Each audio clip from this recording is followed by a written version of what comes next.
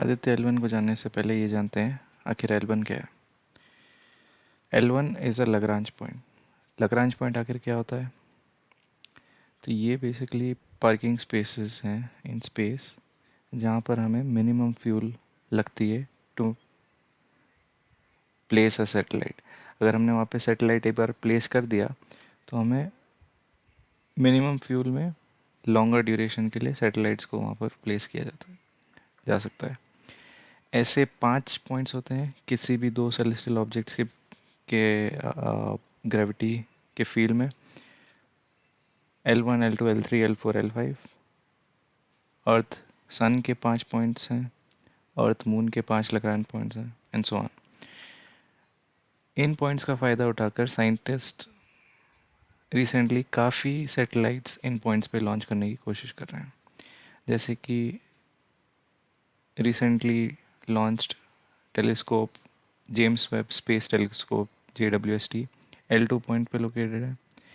Aditya L1 जो कि इसरो का अपकमिंग मिशन है वो आदित्य L1 पॉइंट पे लोकेटेड होगा।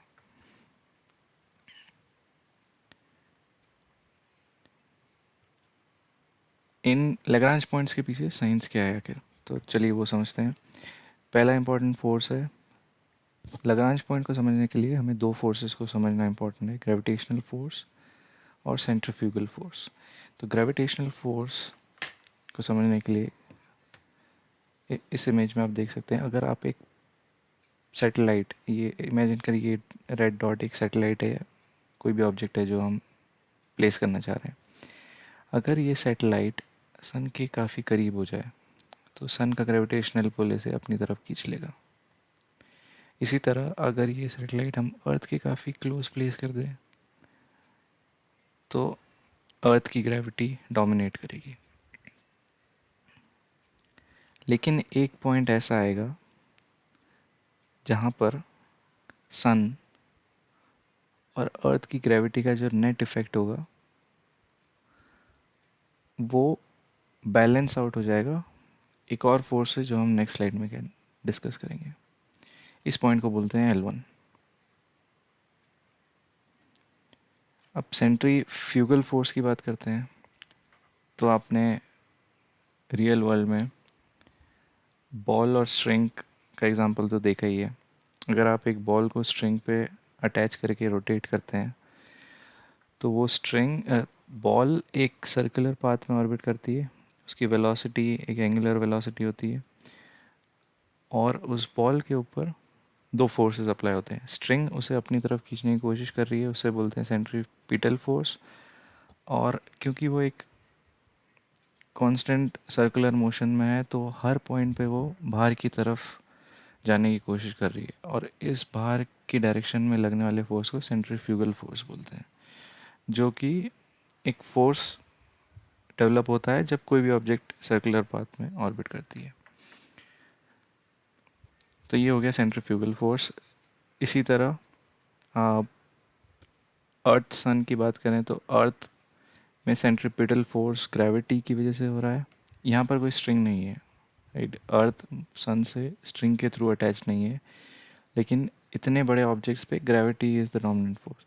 ग्रेविटी की वजह से सन अर्थ को अपनी तरफ खींच रहा है, लेकिन अर्थ की अपनी वेलोसिटी एंगुलर वेलोसिटी है, उस एंगुलर वेलोसिटी की वजह से वो बाहर की तरफ जाने की कोशिश कर रहा है और उस वेलोसिटी की वजह से सेंट्रीफ्यूगल फोर्स जनरेट होता है। तो हमने समझ लिया सेंट्रीफ्यूगल फोर्स और ग्रेविटेशनल फोर्स। अब समझते हैं ये दोनों फोर्सेस आखिर कैसे लैग्रांज पॉइंट को जनरेट करते हैं। तब वापस आते हैं उस L1 पॉइंट पे। इस L1 पॉइंट पे एक फोर्स लग रहा है सन की तरफ, सन की ग्रेविटी की वजह से। दूसरी और इस पे फोर्स लग रहा है अर्थ की वजह से, अर्थ की ग्रेविटी की वजह से, एफ अर्थ। अब ये एक मिसकंसेप्शन है कि लैग्रांज पॉइंट पे ग्रेविटेशनल फोर्स बैलेंस आउट हो जाता है। ये बिल्कुल सच नहीं है।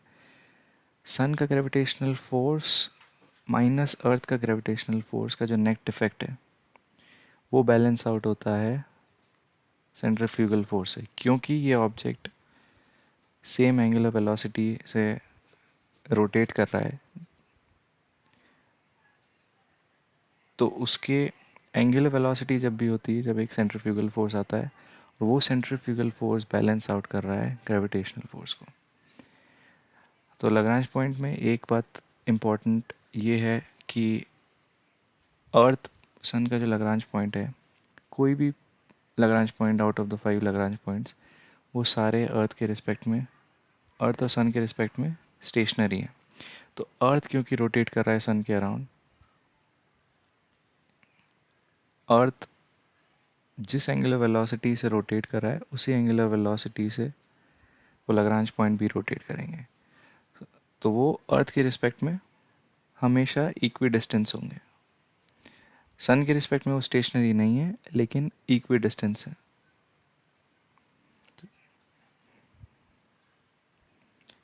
तो L1 से जो डिस्टेंस सन और L1 के बीच में जो डिस्टेंस है आज, वही डिस्टेंस कल भी रहेगा और आने वाले समय में भी रहेगा। तो डिस्टेंस कांस्टेंट रहेगा।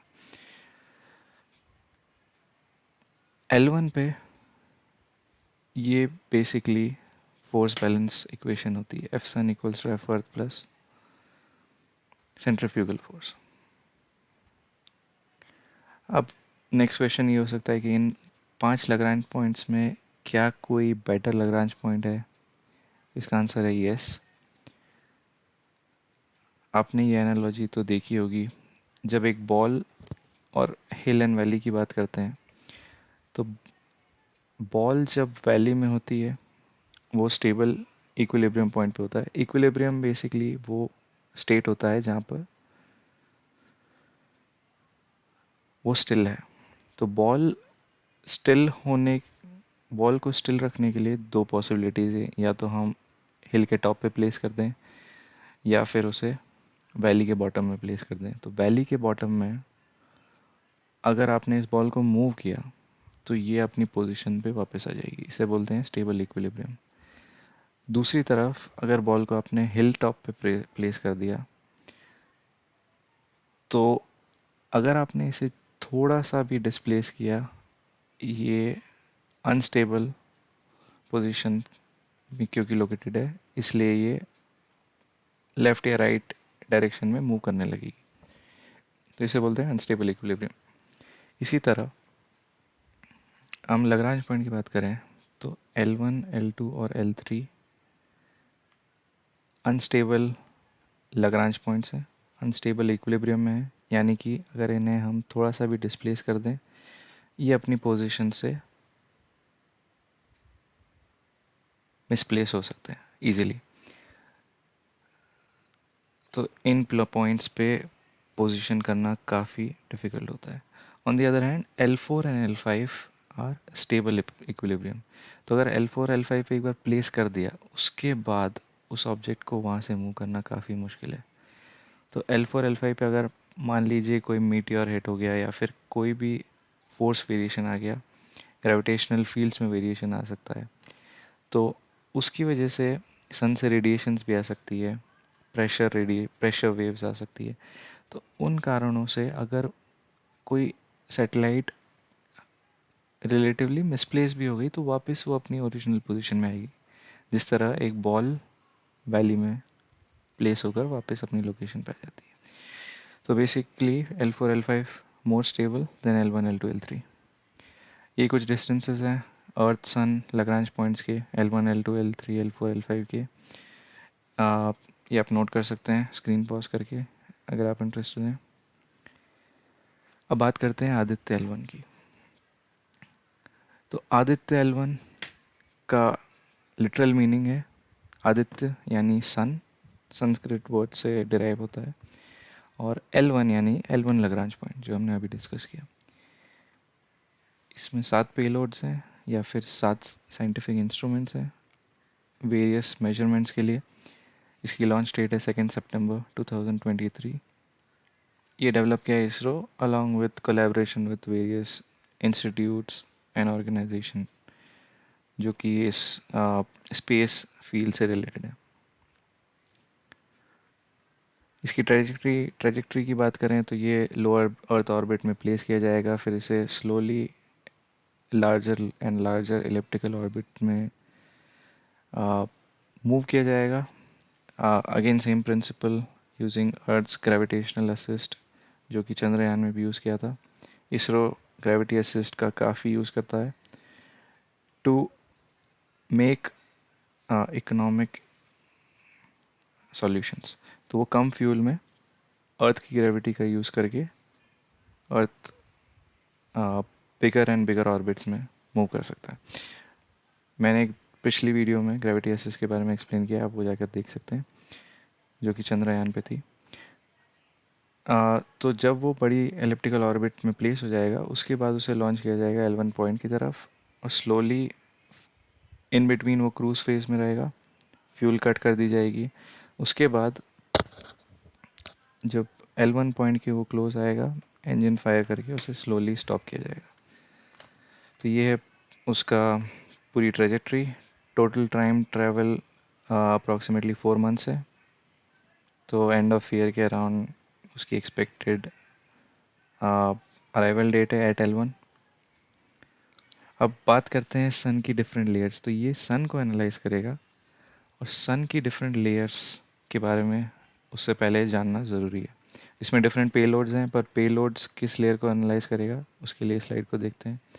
तो सन की लेयर्स को अगर डिफाइन किया जाए तो इसमें एक कोर होती है, उसके बाद होता है रेडिएटिव जोन, फिर आता है कन्वेक्शन जोन, ये होती है इनर लेयर्स। आउटर लेयर्स की बात करें तो उसमें आता है photosphere, chromosphere, transition region and corona.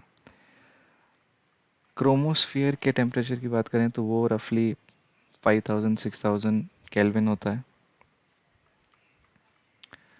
Transition zone में ये टेम्परेचर सडनली इंक्रीज होता है from few thousands to lakhs, और कोरोना में ये जाकर मिलियंस में पहुंच जाता है।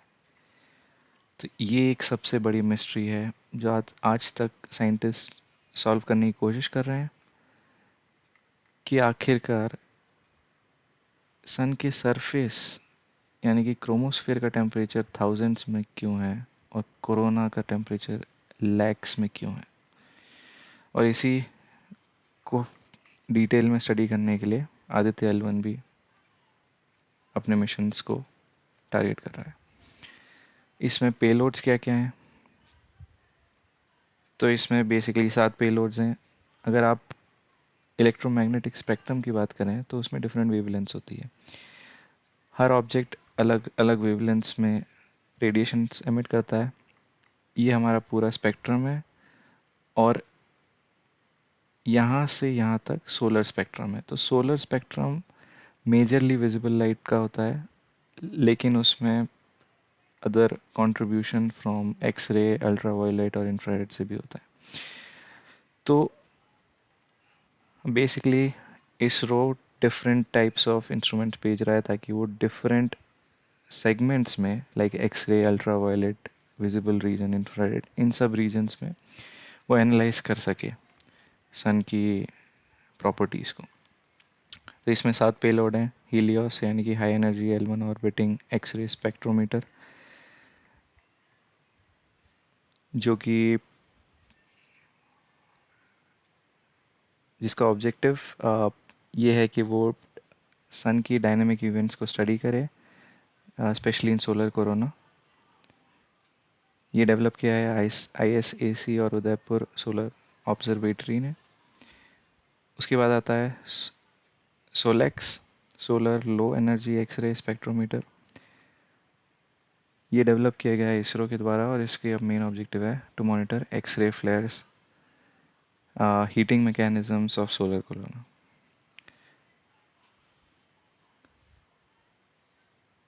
ये जैसे कि इसके नाम से आप ऑब्जर्व कर सकते हैं, इसमें एक्सरे मेन ऑब्जर्विंग वेवलेंथ है।